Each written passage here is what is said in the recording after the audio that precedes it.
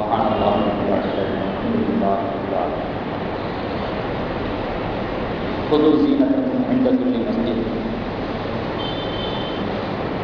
அல்லாஹ் ஜல்ல ஜலாலுஹு பள்ளியிலே நீங்கள் தொழ வருகிற பொழுது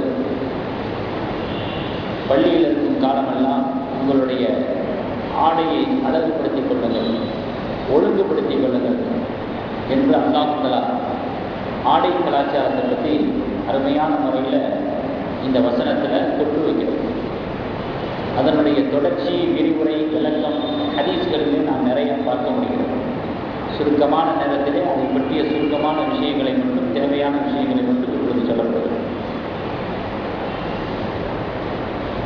பெருமானார் ஸல்லல்லாஹு அலைஹி வஸல்லம் அவர்களுடைய திருவாயால் அல்லாஹ்வுடைய சாபம் இருக்கிறது என்பதாக சொல்லப்பட்ட விஷயம் என்ன அப்படின்னு சொன்னால், ஆடையினுடைய விஷயத்தில் ஆண்களை போன்று பெண்கள் ஆடை அணிவது, பெண்களை போன்று ஆண்கள் ஆடை அணிவது தடை செய்யப்பட்ட ஒரு விஷயமாக ஷரியத்திலே இருக்கிறது.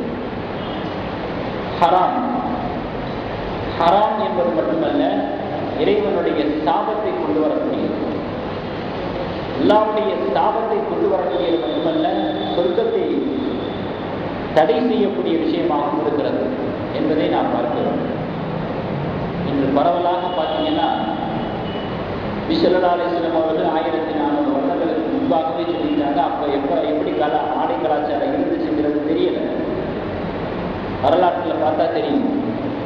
அப்பவே நபி ஸல்லல்லாஹு அலைஹி வஸல்லம் அவர்கள் இவ்வளோ அழகாக கண்டித்து சொல்லியிருக்கிறார். அவர்கள் கண்டித்து சொன்ன அந்த வார்த்தை இன்றைய காலத்திற்கு தான் ரொம்ப பொருந்து போடுது. வண்டியில் போய்கிட்டு இருக்கும்போது பின்னால் இருந்து பார்த்தா ஆம்பளையா பொங்கலையா தெரிய மாட்டேங்குது. ஆண்களை விட பெண்கள் போட்டிருக்கிற ஜீன்ஸ் பேண்ட் தான் ரொம்ப அதிகமாக இருக்கும். அவங்களுடைய ஹேர் ஸ்டைலும் அவர்களுடைய ட்ரெஸ்ஸும் ஒரு கன்ஃபியூஸான ஒரு காலமாகி வச்சுருக்கோம். இவங்களும் யோசிக்க ஆரம்பிச்சிட்டாங்க. ஆம்பளைங்களும் நம்ம ட்ரெஸ்ஸை அவங்க எடுத்துக்கிட்டாங்களே, அவங்க போடக்கூடிய விஷயத்தை எதை எடுத்துக்கலாம் நம்ம அப்படின்னு திங்க் பண்ணி பார்த்து கடைசியில் அவங்களும் காது குத்த ஆரம்பிச்சிட்டாங்க. எங்கள் ட்ரெஸ்ஸை நீங்கள் போட்டுக்கிட்டீங்கல்ல, இப்போ நாங்கள் காது குத்துறோம் அப்படின்னு போட்டிக்கு இவங்க காது குத்த ஆரம்பிச்சிட்டாங்க. அதே கொஞ்சம் வித்தியாசமாக ஒத்த காதில் இருக்குது, பார்க்குறதுக்கு எரிச்சலாக இருக்குது. ஆனால் அவனுக்கு அது ஸ்டைலாக இருக்குது, கடுப்பாக இருக்குது. என்னடா இப்படி ஒத்த காதில் அவன் என்ன பண்ண நினச்சிக்கிட்டு இருக்கிறான் போலிருக்கு. இதை போட்டவொன்னே நம்ம பெரிய ஹீரோ ஆகிட்டோம், நம்ம எல்லாரும் நம்மளை பார்த்து ரசிச்சுக்கிட்டு இருக்கிறாங்க, நம்ம ஹீரோ அப்படின்னு அவன் நினச்சிக்கிட்ட. பாவமாக இருக்குது, இப்படி ஒரு அறியாமையில் அப்பா வித்தனமாக இருக்கிறானே. சில பேர் பார்த்தீங்கன்னா இல்லை ரொம்ப ஸ்பீடாக போவான். ஸ்பீடுனா சாதாரண ஸ்பீடு இல்லை, அதனால் பயங்கரமான ஒரு சமுதாய பாதிப்பு ஏற்படுது, விபத்துக்கள் ஏற்படுதுங்கிறதுக்காக கவர்மெண்ட் சட்டம் ஒரு குறிப்பிட்ட வேகத்துக்கு மேலே போகக்கூடாது அப்படின்னு சட்டம் போடுற அளவுக்கு அவன் ஸ்பீடாக போகிறான். ஸ்பீடாக போகிறவனுடைய மனசில் என்னன்னா, நம்ம பெரிய ஹீரோ. ஆக்சிடென்ட் திரும்ப அது ஸ்பீடாக தான் போகும். இதில் பெரிய விஷயமா? இதில் சாதனைன்னு சொல்கிறதுக்கு, திறமைன்னு சொல்கிறதுக்கு என்ன இருக்குது? நீ திருட கடைசியில் கொண்டு போய் மரணத்தில் போய் விடணும். தெரிஞ்ச விஷயம் தானே இது. ஆனால் அந்த மாதிரி ஸ்பீடாக போகும்பொழுது அவன் மனசளவில் எல்லாரும் நம்மளை பார்த்து பெரிய ஒரு இதாக நினைக்கிறாங்கன்னு நினைக்கிறான். ஆனால் எல்லாரும் திட்டமும் செய்வாங்க. போகுது பாரு, எங்கே முட்டிக்கிட்டு சாவ போதோ தெரியல. இது ஒரு நாளைக்கு 10 பேருடைய வாயில் விழுந்தானா இப்போ என்னைக்காவது ஒரு நாளைக்கு அது போகத்தானே வேணும்.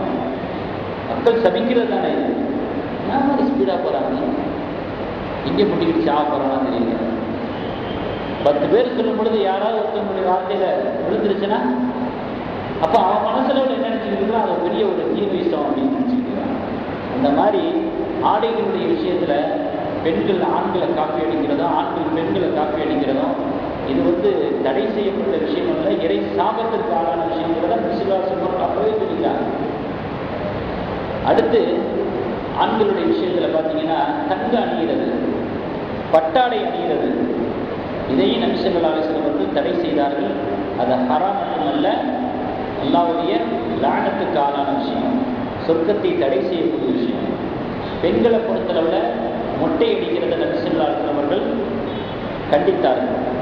முடியை வெட்டுறது, குறைக்கிறது, மொட்டை அடிக்கிறது, இவைகளெல்லாம் தடை செய்யப்பட்ட விஷயமாக இருக்கிறது. ஒரு ஹதீஸில் நபி ஸல்லல்லாஹு அலைஹி வஸல்லம் சொன்னாங்க, இஸ்ரேலிய பெண்கள், யூத பெண்கள் நாசமாகி போனதுக்கு காரணமே அவர்கள் முடியை வெட்டினதுதான் என்பதாக பெருமானார் ஸல்லல்லாஹு அலைஹி வஸல்லம் சொன்ன செய்தி ஹதீஸிலே பதிவு செய்யப்பட்டிருக்கிறது. அதே போல முஸ்லிம் ஷரீஃபில் பதிவு செய்யப்பட்ட ஹதீஸ் ஜாபிர் ரலியல்லாஹு அன்ஹு அவர்கள் சொல்றாங்க, பெண்கள் டௌரி முடி வைக்கிறாங்க பாருங்க, ஒட்டுமுடி வைக்கிறத நபி ஸல்லல்லாஹு அலைஹி வஸல்லம் அவர்கள் கண்டித்தார்கள் என்பதாக ஜாபிர் ரலியல்லாஹு அன்ஹு அவர்கள் சொல்றாங்க. ஆண்களை எடுத்துக்கிட்டோம் அப்படின்னு சொன்னா அபூ ஹுரைரா ரலியல்லாஹு அன்ஹு அவர்கள் அறிவிக்கக்கூடிய ஹதீஸ், இப்னு உமர் ரலியல்லாஹு அன்ஹு அவர்கள் அறிவிக்கக்கூடிய ஹதீஸ், இது நிறைய ஹதீஸ்கள் வருது. கணுக்காலுக்கு கீழே, அதாவது பிறந்த காலுக்கு கீழே ஆடை துங்கிக் கொண்டிருக்கக்கூடிய நிலையில ஒருத்தர் தொழுதார். நபி ஸல்லல்லாஹு அலைஹி வஸல்லம் அவர்களை பார்த்துட்டு மறுபடியும் தொழுக சொன்னாங்க. அப்புறம் மறுபடியும் தொழுக சொன்னாங்க. இப்படி 2-3 தடவை திரும்ப தொழுகுமாறு நபி ஸல்லல்லாஹு அலைஹி வஸல்லம் அவர்கள் ஏவினார்கள் என்பதாக இவ்விருவருடைய ஹதீஸ் அறிவிப்பு நமக்கு செய்தியை எடுத்து வைக்கிறது. அபூபக்கர் சித்தீக் ரலியல்லாஹு அன்ஹு அவர்கள் எதிர்பாராத விதமாக தொழுதுகிட்டு பொழுது பிறந்த காலுக்கு கீழே ஆடை இறங்கிடுச்சு. அதை நினைச்சு ரொம்ப நாளாக வருத்தப்பட்டாங்க. இந்த அளவுக்கு நான் நபி ஸல்லல்லாஹு அலைஹி வஸல்லம் அவர்களே ஆறுதல் சொன்னாங்க, நீங்கள் மனமுரண்டா செஞ்சிருக்க மாட்டீங்க, வேண்டுமென்றே செய்திருக்க மாட்டீங்க அப்படின்னு நபி ஸல்லல்லாஹு அலைஹி வஸல்லம் அவர்களே ஆறுதல் சொல்லக்கூடிய அளவில் அபூபக்கர் சித்தீக் ரலியல்லாஹு அன்ஹு அவர்கள் இந்த ஒரு தடவை ஏற்பட்ட அந்த நிகழ்வை நினைச்சு வருத்தப்பட்டாங்க. யார் தொழுகையில் வேண்டுமென்றே கரண்ட காலு கீழ் தொங்குற அளவுக்கு ஆடையை தொங்க விட்டு அவங்க தொழுகிறாங்களோ அது தடை செய்யப்பட்ட ஹராமாக்கப்பட்ட விஷயம் என்பதாக ஷரஹுல் முஹத்தப் என்கிற கிதாபிலே பதிவு செய்யப்பட்டிருக்கிறது. 2வது பாகம் 77வது பக்கத்தில் அது ஹராம் என்பதாகவே சொல்லப்பட்டிருக்கிறது. முஸ்லிம் ஷரீஃபில் பதிவு செய்யப்பட்ட ஒரு ஹதீஸ், மன் ஜர்ர புயலாக லம் யன்துருல்லாஹு இலைஹி யௌமல் கியாமா, யார் கீழாடையை கரண்டை காலுக்கு கீழாக தொங்க விட்டு கொண்டு செல்வானோ அல்லாஹ் தஆலா மறுமையிலே அவன் பக்கம் பார்க்கவும் மாட்டான், அவனை தூய்மைப்படுத்தவும் மாட்டான் என்பதாக பெருமானார் ஸல்லல்லாஹு அலைஹி வஸல்லம் அவர்கள் சொன்ன செய்தி ஹதீஸில் பதிவு செய்யப்பட்டிருக்கிறது. புகாரிலையும் இந்த ஹதீஸ் இருக்கிறது. அதை நம்ம நினைவில் நிறுத்திக்கிறோம். மனுஷன் கண்ணை பாதுகாக்கிறதுல ரொம்ப கவனமாக இருப்பான். மற்ற உறுப்புகளை பாதுகாக்கிறத விட கண்ணை பாதுகாக்கிறதுல ரொம்ப கவனமாக இருப்பான். ஏன்னா கண்ணுங்கிறது அவ்வளோ பெரிய ஒரு முக்கியமான ஒரு உறுப்பு. அவனுக்கு இருக்கக்கூடிய அக்கறையை விட அந்த இமைக்கு தான் அதிகமான அக்கறை. யோசிச்சு சிந்திச்சு செய்யலாமா வேண்டாமா அப்படிங்கிறதெல்லாம் யோசிக்கிறதுக்கு முன்னாடியே இமை கண்ணை பாதுகாக்கிறது. அதான் கண்ணை இமை பாதுகாப்பது போல என்பதாக உதாரணமாக சொல்லுவாங்க. அதாவது ஏதாவது ஒரு தூசியோ பூச்சியோ வண்டியில் போகும் பொழுது அப்போ அந்த தூசினால கண்ணுக்கு எந்த பாதிப்பும் ஏற்பட்டு விடக்கூடாது அப்படிங்கிறதுல உள்ள அக்கறை நம்ம யோசிச்சு முடிவு செய்யறதில்லை, சிந்திச்சு முடிவு செய்யறதில்லை. நம்ம யோசிக்கிறதுக்கு முன்னாடியே இவை தன்னுடைய வேலையை செஞ்சிருது, உடனே இங்கே அடைச்சிருது, உள்ள போக விடாது. அந்த அளவுக்கு கண்ணை பாதுகாக்கிறதுக்கு நம்முடைய தரப்பிலிருந்து ஒரு முயற்சி வர்றதுக்கு முன்னாடியே அல்லாஹ்வினுடைய அமைப்பின் மூலமாகவே ஏற்பாடு செய்யப்படுது. ஒரு கண்ணை ஒரு மனுஷன் பாதுகாக்கிறதுல ரொம்ப கவனமாக இருக்கும். எப்படி மனிதன் கண்ணை பாதுகாக்கிறதுல கவனமாக இருக்கிறானோ அதே போல நீரிழிவு நோயால் பாதிக்கப்பட்டவர்கள் இருக்காங்க பார்த்தீங்களா, அவங்க காலை பாதுகாக்கிறதுல கவனமாக இருக்கணும். கண்ணை பாதுகாக்கிறதுல நம்ம கவனமாக இருக்கிற மாதிரி நீரிழிவு நோயால் பாதிக்கப்பட்டவர்கள் காலை பாதுகாக்கிறதுல அவ்வளவு கவனமாக இருக்கணும். அப்பத்தான் அவர்களுடைய ஆரோக்கியம் உறுதி செய்யப்படும். அப்படி இருக்கும் பொழுது கரண்டக்காலுக்கு கீழாக ஆடையை தொங்க விட்டு கொண்டு சென்றால் என்ன ஆகும்? தெருவில் பட்டுக்கிட்டே போகும். அந்த ஆடையினுடைய கடைசி பகுதி ஓரப்பகுதி ரோட்டை கூட்டிக்கிட்டே போகும், தெருவில் பட்டுக்கிட்டே போகும். அப்போ அந்த தெருவில் அந்த ரோட்டில் அந்த சாலையில் எவ்வளவு அசுத்தங்கள் இருக்குது, எவ்வளவு கழிவுகள் இருக்குது, எவ்வளவு நஜீஸ் இருக்குது, அதையெல்லாம் அதை கொண்டுகிட்டே போகும்பொழுது அது இழுத்துக்கிட்டே போகும்போது கடைசியில் கொண்டு போய் அவனை நரகத்தில் இழுத்து கொண்டு போய் ஹதீஸை பார்த்தா ஆயத்தை பார்த்தா நமக்கு அதைத்தான் உணர்ந்துருக்கு. கடைசியில் அதை அவனை மறுமையில் நரகத்தில் கொண்டு போய் விடுறதுக்கு முன்னாடி உலகத்திலேயே அவனை மரணத்தில் கொண்டு போய் விடுறது, மறுமையில் நரகத்தில் கொண்டு போய் விடுறது, உலக பார்வையில் உலக அளவில் அவனை மரணத்தில் கொண்டு போய் விடுறது. அப்படிப்பட்ட ஒரு விஷயம். ஆனால் அதை நம்ம சாதாரணமாக நினைச்சோம். இப்படி சாதாரணமாக நினைத்து கொண்டிருக்கக்கூடிய இருக்கக்கூடிய பெரிய ஆபத்தான விஷயங்கள் நிறைய, அலட்சியமாக நினைத்துக் கொண்டிருக்கக்கூடிய ஆபத்தான விஷயங்கள் நிறைய இருக்குது சமுதாயத்தில். அது ஒரு விஷயம் அப்படிங்கிறத நம்ம நினைவில் நிறுத்திக்கிறோம். அது மட்டுமல்ல, அசுத்தங்களை ரோட்டில் இழுத்துட்டு போகிறது மட்டுமல்ல, என்னைக்காவது ஒரு நாளைக்கு அவனை காலை மாட்டிக்கிட்டு என்னைக்காவது ஒரு நாளைக்கு அவன் தடுக்கி விழுந்து மூஞ்சி முகரையெல்லாம் உடைச்சு ட்ரீட்மெண்ட் எடுத்து படுத்த படுக்கையில் கிடப்பான். அப்படி ஒரு நிலையை அது ஏற்படுத்தும். இப்போ மறுமையில் வாழ்க்கை நரகமாக்குறதுக்கு முன்னாடி உலகத்திலேயே அவன் படுத்த படுக்கை ஆகிட்டானா அந்த நரக வாழ்க்கை தானே, வாழ்க்கையே நரகமாக வச்சுப்பான் அப்படிங்கிறாங்க. அந்த மாதிரி ஒரு நிலையை ஏற்படுத்துவதற்கு வாய்ப்பு இருக்குது. ஏன்னா ஒரு ஹதீஸ் ஒரு விஷயத்தை தடை செய்யுதுன்னா நம்ம அறிவை கொண்டு அப்படியே திரும்ப திரும்ப யோசிக்கணும், ஆராய்ச்சி பண்ணணும். நம்ம ஆய்வு செய்ய, யோசிக்க, சிந்திக்க அதை நம்ம புரிஞ்சு விஷயங்கள் கிடைக்கும். இப்போ அல்லாஹ்வால தடை செய்யப்பட்ட, நபிசுல்லாஹ் தடை செய்யப்பட்ட விஷயம் எப்படியெல்லாம் நம்முடைய வாழ்க்கையை பாதிக்கக்கூடியதாக இருக்குதுங்கிறத நம்ம உணர்ந்தாங்கன்னா அதிலிருந்து ஓரளவாக நம்ம முற்றிலும் விலகி வாழணும். அதற்காக இதெல்லாம் சொல்லணும். இது எது மாதிரி இருக்குது அப்படின்னு சொன்னால், இந்த விஷயம் ஆடை கரண்டக்காலுக்கு கீழே தொங்குறதுனால ஏற்படக்கூடிய பாதிப்புகளை இதெல்லாம் நம்ம சொன்ன வரைக்கும் இதெல்லாம் எப்படி இருக்குன்னு கேட்டால், புகைப்பிடிக்கக்கூடியவர் தவணை முறையில் தற்கொலை செய்கிற மாதிரி இருக்குது. புகைப்பிடிக்கிறவர் தவணை முறையில் தற்கொலை செய்கிறார். ஒன்று உடனடி தற்கொலை, இன்னொன்று தவணை முறையில் தற்கொலை. நாளுக்கு நாள் அவருடைய உயிர் உத்தரவாதம் குறைந்து கொண்டே வருது.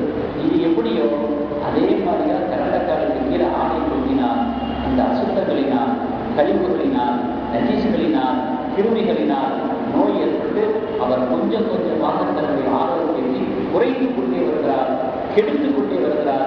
கிட்டத்தட்ட புகைப்பிடிப்பவர் தவணை முறையில் தற்கொலை என்பதாக நாம் நினைத்துக் கொள்ள வேண்டும். ஏன்னா நகர சுத்தி ஊழியர், அதாவது ரோட்டில் கொடுக்கிறதுக்குன்னே அவர் அமைக்கப்பட்டவர், பொறுப்பு கொடுக்கப்பட்டார். நகர சுத்தி ஊழியர் வர்றாரு, அவர் ரோட்டை துடைக்கிறதுக்கு முன்னாடி இவர் துடைச்சிடுறாரு. அவரு ரோட்டை துடைக்கிறதுக்கு முன்னாடி இவர் துடைச்சிடுறாரு. இதனால என்ன ஆகுதுன்னு கேட்டீங்கன்னா, அவருடைய ஆடையில இந்த அசுத்தங்கள் எல்லாம் பட்டு அதோடு அவர் வீட்டுக்கு போறாரு. அவருடைய வீட்டில் குடும்பத்தினர்கள் வைக்கக்கூடிய அந்த ஆடைகளோடு இவருடைய ஆடையும் பட்டுச்சு அப்படின்னு சொன்னா, அப்போ குடும்பத்தினர்களுக்கும் கிருமியை கொண்டு வந்துடுறாரு. உழைச்சு வீட்டில் கொற்றாரியா அப்படிங்கிறாங்கல்ல, அதோட சேர்த்து இதையும் சேர்த்து கொட்டிடுறாரு. கிருமியை கொட்டுறாரு, நோயை கொட்டுறாரு, நஞ்சை கொட்டுறாரு, கழிவு கொட்டுறாரு, எல்லாத்தையும் சேர்த்து 7 லட்சம் கொட்டிட்டாரு. அப்படின்ல ஆகிவிடுது. அதனால இது ரொம்ப கவனமாக இருக்கக்கூடிய விஷயம். ஏன்னா அந்த சாலையில தான், அந்த தெருவுல தான், அந்த ரோட்ல தான் காச நோயால் பாதிக்கப்பட்ட ஒரு எச்சிடிப்பி வச்சிருக்காரு, சர்க்கரை நோயால் பாதிக்கப்பட்ட ஒரு எச்சிடிப்பி வச்சிருக்காரு. வாந்தி கிடக்குது, பேதி கிடக்குது, மழை நீர் தேங்கி போய் அதில் நாய் வாய் வச்சிருக்குது. அதை உடைச்சு விட்டா அதுவும் ரோட்டில் செதறி கிடக்கும். இப்படி பலதரப்பட்ட குப்பை குளங்கள் இதில் கூட நினைச்சு பார்க்க முடியுதா? ஏன்னா நினைச்சு பார்க்குற அளவுக்கு நேரம் இல்லையே, பிஸியாக இருக்கணுமோ. காலையில் எந்திரிச்சதுலேருந்து படுக்க போகிறதுக்கு முன்னாடி சொல்லிடுறதுக்கு கூட நேரம் இல்லையே. அதனால தானே அங்கேயே படித்தவங்க கூட பேஷனை போட்டுக்கிட்டு கையேந்தி பொருளில் நிற்கிறாங்க, தட்டை தூக்கிட்டு நேரம் இல்லாமல் விழுந்தடிச்சுட்டு ஓடுறது. இதெல்லாம் நினைக்கிறதுக்கு, இது ஆழமான விஷயங்கள் எல்லாம் நினைக்கிறதுக்கு நேரம் இருக்கும்போது, ஆனால் ஆபத்துக்கள் நிறைய இருக்கு. அதனால விஷயம் தெரியாமல் இருக்கிற வரைக்கும் பிரச்சனை இல்லை. தெரிஞ்சதுக்கு பிறகு நம்ம என்ன செஞ்சோம், கரண்ட் எல்லாம் நினைச்சுட்டேன். தொழிலினுடைய சமயத்தில் நம்ம அறிவிப்பு செய்கிறோம், கரண்டை காலுக்கு கீழே ஆடை இருந்தால் உயர்த்தி கொள்ளணும். அப்போ என்ன நினச்சிருக்காங்க, தொழிலினுடைய சமயத்தில் மட்டும்தான் கரண்டை காலுக்கு கீழே தொகுப்பு அடைஞ்சிருக்கு, வெளியில் போனால் தொங்கலாம் நினைச்சுக்கிறாங்க. ஹதீஸ் அப்படி இல்லை. தொழிலினுடைய சமயத்தில் கரண்டை காலுக்கு கீழே தொகுச்சுன்னா இன்னும் கூடுதலான பாடம், அதிக தடை. அப்படிதான் நம்ம வரையணும். ஆனால் எப்பொழுதுமே சரி கரண்டை காலுக்கு கீழே ஆடை கொடுக்கணும். அப்போ நம்ம நினைப்போம், அஜத்துக்கு என்ன கவலை, அவர் வேஸ்ட்டு கையில் ஊற்றிருக்கிறாரு, அதனால் அவருக்கு ஒன்றும் பிரச்சனை இல்லை. பேண்ட் ஊற்றி இருக்கிறவங்களுக்கெல்லாம் கரண்டை காலுக்கு மேலே ஊற்றினா அது நல்லா வரும். காரணம் சூழ்நிலை எப்படி ஆக்கிடுச்சு, நாங்கள் அந்த மாதிரி நம்முடைய சிந்தனையை அமைக்கிடுச்சு. அதனால அது நம்மளால் ஏற்றுக்கொள்ள முடியலை. ஏற்றுக்கொள்ள அதுக்கான ஹதீஸை மாற்றிடுவோமா, ஹராம ஹலால் ஆக்கிடுவோமா? போ, நான் பல தடவை சொல்லியிருக்கிறேன், ஹராம் ஹலால் விஷயத்தில், ஷரியத் அனுமதித்தது அனுமதிக்காத விஷயத்தில் சூழ்நிலைகள் நமக்கு எதிராக இருந்தால் சூழ்நிலைகளுக்கு தான் சரி பண்ணணுமே தவிர ஷரியத்தை ஆல்ட்ரேஷன் பண்ணக்கூடாது. அதுக்கு ஒரு உதாரணம் கூட சொன்னேன், தொடர்ச்சியெல்லாம் எங்கே தராதுங்க சொல்லுங்க பார்க்கலாம். அதுக்கு ஒரு உதாரணம் சொன்னேன். எப்பொழுது இந்த ஒரு விஷயத்துக்குள்ள எல்லா விஷயத்துமே அதெல்லாம் இப்போ சரியா வருமா அப்படிங்கிறது, இந்த காலத்தில் சரியா வருமா, இந்த ஒரு சூழ்நிலைக்கு சரியா வருமா, இந்த ஒரு விஷயத்துக்கு மேலே அப்படி நிறைய விஷயங்களை சொல்லக்கூடிய ஒரு வாய்ப்பு நமக்கு இருக்குது. அதுக்கு தான் ஒரு உதாரணம் சொன்னேன். இருப்பாட்டை தான் சொன்னேன். செப்பல்ஸு போட்ட செப்பலுக்கு வந்து காலுக்கு பத்தலைன்னா எதை நம்ம சரி பண்ணுவோம்? செப்பலை தான் சரி பண்ணுவோம், காலை சரி பண்ண மாட்டோம். காசு கொடுத்து வாங்கியாச்சே, 900 ரூபாய் ஆச்சே, இப்போ அந்த செப்பலுக்கு தகுந்த மாதிரி ஒரு விரலை கட் பண்ண முடியுமா? காலுக்கு தகுந்த மாதிரி தான் செட் பண்ணுவாங்க. அதே மாதிரி தான் ஷரியத்துக்கு தகுந்தது மாதிரி தான் நம்முடைய சிந்தனைகளை, எண்ணங்களை, சூழ்நிலைகளை, அணுகுமுறைகளை, நடைமுறைகளை, எல்லா அமைப்புகளையும் சரி பண்ணுறதுக்கு நம்ம கவனம் செலுத்தணுமே தவிர இன்றைய நவீன காலத்துக்கு தகுந்த மாதிரி நடைமுறைகள் வந்துருச்சுங்கிறதுக்காக வேண்டி, புழக்கத்தில் வந்துருச்சுங்கிறதுக்காக வேண்டி, சூழ்நிலை அமைந்துருச்சுங்கிறதுக்காக வேண்டி ஷரியத்தில் ஓட்ஸு கூட பார்க்கக்கூடாது, ஷரியத்தை ஓரக்கட்ட பார்க்கக்கூடாது, அதை வளைக்க திரிக்க இதெல்லாம் செய்யக்கூடாது. அது பெரிய பாவம். அப்படிங்கிற ஒரு விஷயத்தை மட்டும் நம்முடைய மனசில் நம்ம வலுவாக வைத்துக் கொள்ள வேண்டும் சொன்னால் மனசில் எந்த துணிவும் ஏற்படாது, எந்த விதமான தயக்கமோ எந்த விதமான ஒரு இறுக்கமோ நமக்கு ஏற்படாது. அதனால தெரியாமல் இருக்கிற வரைக்கும் பிரச்சனை இல்லை. தெரிஞ்சதுக்கு பிறகு அதை சரி செய்வதற்கு நாம் முயற்சிக்க வேண்டும்.